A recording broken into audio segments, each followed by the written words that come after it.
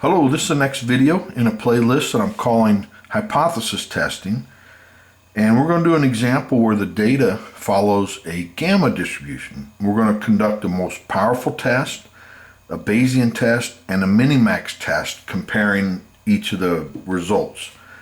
So the example is our data follows a gamma distribution with parameters 2 and beta. It goes from 1 to 15. It means we took a sample size of 15.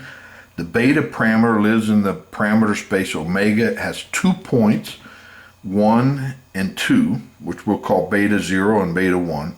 And losses associated with the hypothesis that we're going to test is L0 equal 5 and L1 equal 2.5. And I'll come back to that in a second. P0, the prior probability that beta is equal to 1, is 2/3. P1 is the prior probability that beta is equal to 2 is 1/3. The hypothesis test that we want to test is the null hypothesis is that beta is equal to 1 versus the alternative hypothesis that beta is equal to 2. Now these losses, the subscript below it tells us which hypothesis is true, but we make a wrong decision. So L0 means beta is 1, but the data we collect suggests to go with beta equal to 2. So we've made a wrong decision, and the loss associated with that decision is 5. L1 means the alternative hypothesis is true, but the data suggests that H0 is true. So that's another wrong decision, and the loss associated with that is 2.5.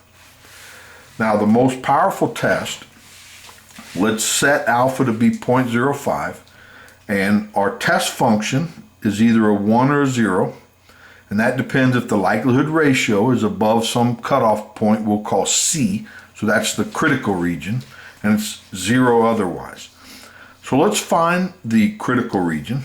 So we take the C less than the likelihood, or the likelihood ratio greater than C, and then we plug in what each of those means. So this is the likelihood when the alternative is true.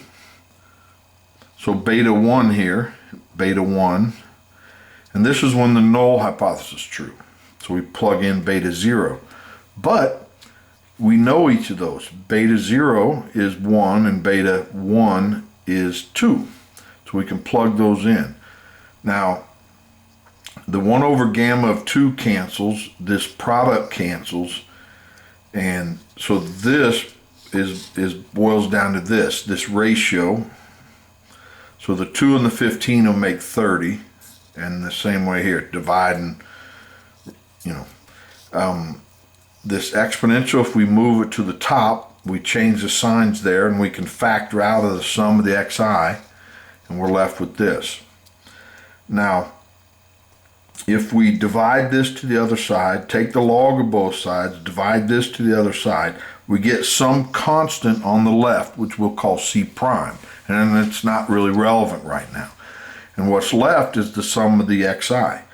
So this hypothesis right here is equivalent to we reject when the sum is greater than bigger than some constant C prime. Now the sum of the xi follows a gamma distribution with 2 times n, which is 15 in this case, beta.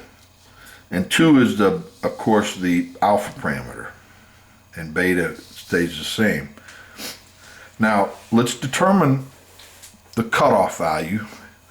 So we want alpha to be 0.05, which means it's the expected value of our test function under the null hypothesis.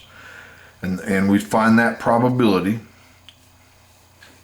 and that implies that C prime is 39.54. Now the power of our test would be the expected value of our test function when the alternative is true, which is going to be the probability that y is greater than that constant C prime. C prime, of course, is this, and y being the sum of the xi's. And we just plug that into R using the R software, and we get 0.9809092. That's the power for this test. And as a reminder, the test function is this form right here. Now, for a Bayesian test, we create a decision function. Now, it's the equivalent of the test function, but developed a little differently. Again, it only has 1 and 0, and the critical value for the Bayesian test is developed like this. Call it C, but it's P0, the prior probability for the beta 0, the loss L0, P1, L1, which we define up there, and that equals 4. And so the likelihood ratio, sometimes called the Bayes factor, greater than 4, we reject, and otherwise we do not reject. So let's examine or find the cutoff value. So when the likelihood ratio, in which, doing the most powerful test, we determined had this form, after you divide the two likelihoods, and greater than 4. So now if we plug in 1 and 2, right? Those are the beta values under the null and alternative, and divide that to the other side, we get this, and we're left with e to the this, and of course we plugged in a 1 and a 2 and got 1/2.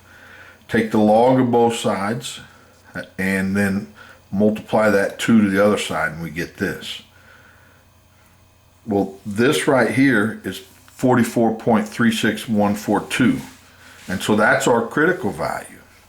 So to find the false positive rate, the equivalent to the type 1 error, probability of that, is the expected value of our decision function under the null hypothesis, which is equivalent to, this notation is bad. So this should say the expected value of the decision function is equal to the probability of this, which then we plug in R is this notation. The power is the expected value of the test function, so this notation's a little wonky here. This should be, delta of x in here, the expected value under the alternative, which is equal to the probability that y is greater than 44, given that the alternative is true. You plug it in R, and you get 0.9347. And again, the decision function is this. Now, it's not surprising that this power is less than the most powerful test, right?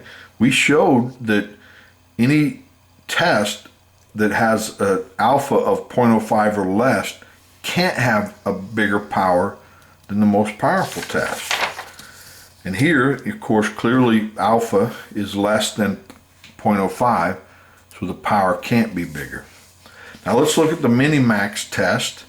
So the decision function starts out the same. It's a 1 if the likelihood ratio is greater than some value k, and 0 otherwise. Now this is equivalent to everything we've done previously, that the sum of the xi is greater than some constant k prime.